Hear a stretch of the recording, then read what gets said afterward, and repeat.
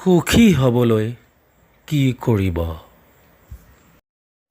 তিক্ততা আৰু ক্ৰোধ পৰিহাৰ কৰক।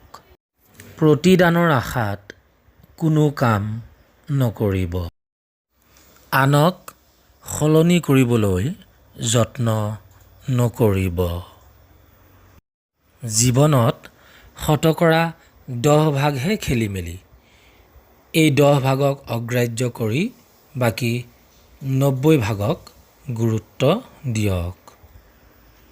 যিকোনো ক্ষেত্ৰতে বেছি কমপ্লেইন কৰি নাথাকিব। গাড়ীৰ বেয়া চকাটোৱেহে বেছি শব্দ কৰে, মনত ৰাখিব।